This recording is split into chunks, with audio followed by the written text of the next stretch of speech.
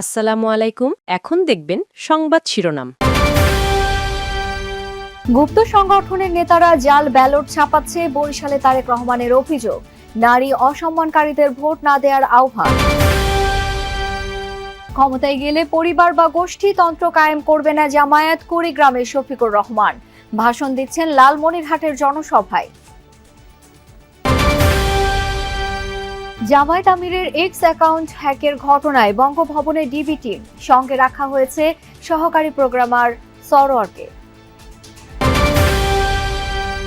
শ্রমিক কর্মচারীদের আন্দোলনে আজও বন্ধ চট্টগ্রাম বন্দরের কার্যক্রম। ডিপি ওয়ার্ল্ডকে এনসিটি ইজারা চেষ্টার যৌক্তিকতা নিয়ে প্রশ্ন। এতক্ষণ দেখছিলেন সংবাদ শিরোনাম, এখন দেখবেন বিস্তারিত। গুপ্ত সংগঠনের নেতারা ভুয়া সিল আর বিভিন্ন প্রেসে জাল ব্যালট পেপার ছাপাচ্ছে। নির্বাচনের আগে যারা অনৈতিক কাজ করে ভোটকে প্রভাবিত করছে, তারা কি করে সৎ মানুষের শাসন কায়েম করবে, এ প্রশ্ন তুলেছেন বিএনপি চেয়ারম্যান তারেক রহমান। দুপুরে বরিশাল বেলস পার্ক মাঠে নির্বাচনী জনসভায় এসব মন্তব্য করেন তিনি। 12 ফেব্রুয়ারি জনগণের অধিকার কেউ যেন হাইজ্যাক করতে না পারে, সেই বিষয়ে সজাগ থাকার আহ্বান জানান তিনি বলেন, বাংলাদেশে নতুন জালেমের আবির্ভাব ঘটেছে। গুপ্ত সংগঠনের লোকেরা নতুন জালেমে পরিণত হয়েছে বলে মন্তব্য করেছেন বিএনপি চেয়ারম্যান। নতুন জালেমদের নেতা বাংলাদেশের নারীদের নিয়ে কলঙ্কিত শব্দ ব্যবহার করছে। আইডি হ্যাকের নামে যারা মিথ্যা কথা বলে তারা সৎ মানুষ হতে পারে না। যে দলের নেতার মা বোনদের প্রতি বিন্দু মাত্র শ্রদ্ধা ও সম্মান নেই, তাদের কাছ থেকে বাংলাদেশ কখনো অগ্রগতি আশা করতে পারে না। এ সময় তিনি নারী অসম্মানকারীদের ভোট না দেওয়ার আহ্বান জানান। আরো বলেন, জনগণকে নিয়ে তুচ্ছ তাচ্ছিল্য করা মানুষরা দেশ পরিচালনার দায়িত্ব পেলে মানুষের ভাগ্য দুর্বিষহ হবে। যারা 12 তারিখের পরে জনগণকে নাকে দড়ি দিয়ে ঘোরাতে চায়, তাদের উচিত শিক্ষা দেওয়ার আহ্বান জানান তারেক রহমান। বলেন, বিএনপি বিশ্বাস করে জনগণই সকল ক্ষমতার উৎস। 12 ফেব্রুয়ারি জনগণের অধিকার কেউ যেন হাইজ্যাক করতে না পারে, সে বিষয়ে সজাগ থাকার আহ্বান জানান তিনি।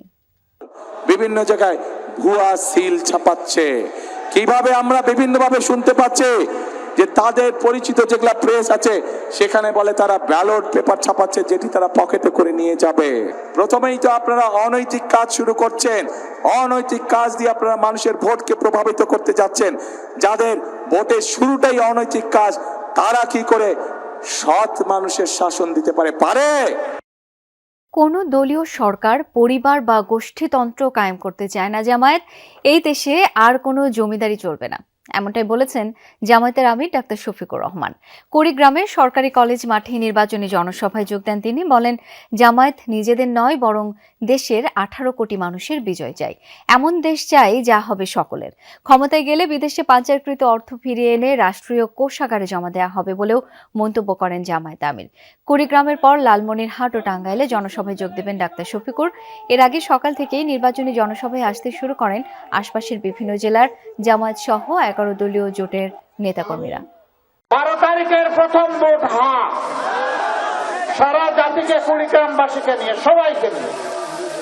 তারপরের ভোট সরকার গঠনের জন্য, ইনসাফ ভিত্তিক রাষ্ট্র কাঠামো গড়ে তোলার জন্য, বেইনসাফি দূর করার জন্য, বৈষম্য দূর করার জন্য, চাঁদাবাজদেরকে রুখে দেওয়ার জন্য, দুর্নীতিকে লাল কার্ড দেখানোর জন্য, আধুনিক বাংলাদেশ কায়েম করার জন্য।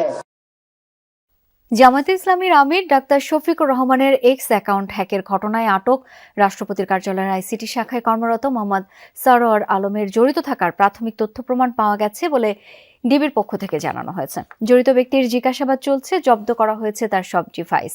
এই ঘটনাটি কিন্তু জামাতের নেতা কর্মীরা, বিশেষ করে জামাতের শীর্ষ নেতার এক্স অ্যাকাউন্ট হ্যাক, এবং সেই অ্যাকাউন্টটি হ্যাক করেছে বঙ্গভবনের যে রাষ্ট্রপতির যে কার্যালয়, সেই কার্যালয়ের একজন সহকারী প্রোগ্রামার।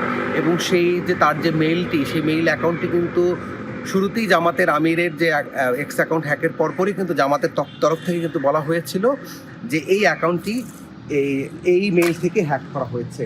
এবং সেই মেইলের সূত্র ধরে এই ঘটনায় হাতিরপুর থানায় একটি মামলা হয়েছে। সেই মামলার সূত্র ধরে গতকাল ভোর রাতে 3টার পরে কিন্তু সেই অভিযুক্তকে কিন্তু আটক করা হয়, তাকে ডিবি হেফাজতে আনা হয়েছে। তাকে নিয়ে আজকে সকালেও রাষ্ট্রপতির কার্যালয়ের আইসিটি শাখায় অভিযান চালানো হয়েছে, ডিভাইস জব্দ করা হয়েছে।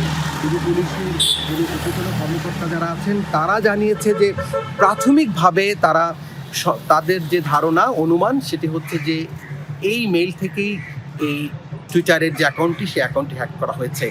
যদিও এটি নিয়ে তথ্য প্রযুক্তি বিশেষজ্ঞ যারা আছেন তারা বলছেন যে এটি সম্ভব না কোনোভাবেই, মানে একটি মেইল থেকে একটি আইডি হ্যাক করা, সেখানে বারবার করে ক্রমান্বয়ে পোস্ট করা, বিভিন্ন কিছু পোস্ট করা সেটি সম্ভব নয়, প্রযুক্তি বিশেষজ্ঞরা বলছেন। তবে ডিবির যারা আছেন, ডিবির যারা কর্মকর্তা আছেন তারা বলছেন যে তারা নিশ্চিত যে এই লোকটি এই হ্যাকিংয়ের সাথে জড়িত, সে কারণেই তাকে আটক করা হয়েছে। এখন তাকে গ্রেপ্তার দেখাবে কি দেখাবে না সেটি পরের বিষয়, সেজন্য আমরা কিন্তু অপেক্ষা করছি। চট্টগ্রাম বন্দরের নিউমোরিং কন্টেইনার টার্মিনাল বিদেশি কোম্পানি ডিপি ওয়ার্ল্ডের কাছে ইজারা দেওয়ার সিদ্ধান্তের প্রতিবাদে আজ থেকে অনির্দিষ্টকালের কর্মবিরতি শুরু করেছেন শ্রমিক কর্মচারীরা। এর আগে শনিবার থেকে 3 দিন 8 ঘন্টা করে এবং মঙ্গলবার 24 ঘন্টা কর্মবিরতি পালন করেন তারা। কন্টেইনার হ্যান্ডেলিং সহ সব ধরনের কাজ বন্ধ রেখেছেন আন্দোলনকারীরা। এতে কার্যত অচল হয়ে পড়েছে দেশের প্রধান সমুদ্র বন্দর। বন্ধ হয়ে গেছে আমদানি ও রপ্তানি কার্যক্রম, তৈরি আমদানি রপ্তানি পণ্যের জট। সংযুক্ত আরব আমিরাত ভিত্তিক ডিপি ওয়ার্ল্ডকে নিউমোরিং কন্টেইনার টার্মিনাল এনসিটি ইজারা দেওয়ার সিদ্ধান্ত বাতিল না করা পর্যন্ত আন্দোলন চালিয়ে যাবার ঘোষণা দিয়েছেন আন্দোলনরত শ্রমিক কর্মচারীরা। ডিভিশনের যে সিদ্ধান্ত সেটিকে ভায়োলেট করে গতকালকে ওনারা বিভিন্ন মিটিং করেছেন কি করে এনসিটি দিয়ে দেওয়া যায়। তা আমরা এটা তীব্র নিন্দা জানাচ্ছি। গতকালকে থেকে আমাদের কোনো জাহাজ ছেড়ে যায়নি, আমাদের জাহাজ ঘাটগুলো সম্পূর্ণ, আমাদের যে টাগবোটগুলো আছে এবং পাইলট ভেসেলগুলো আছে সবগুলো বন্ধ আছে। চলছে নির্বাচনী ডামাডোল, ব্যয় হচ্ছে অর্থ। ভোটকে কেন্দ্র করে বাজারে তারল্য প্রবাহ বাড়ায় মূল্যস্ফীতি উস্কে যাবে। বিশ্লেষকরা বলছেন সরকারি নির্বাচনী ব্যয় প্রায় ৩,০০০ কোটি টাকা। অন্যদিকে প্রার্থীরাও খরচ করছেন হিসাব ছাড়া, ফলে বাজারে পণ্যের অতিরিক্ত চাহিদা তৈরি হয়েছে। এতে উস্কে যাচ্ছে পণ্য মূল্য। সহনীয় হয়নি মূল্যস্ফীতি। সার্বিক মূল্যস্ফীতির হার এখন 8.৫%। তার মধ্যে খাদ্য মূল্যস্ফীতির হার এখনো প্রায় 8%। তবে 9%-এর বেশি খাদ্য বহির্ভূত মূল্যস্ফীতির হার, যা অস্বস্তিকর।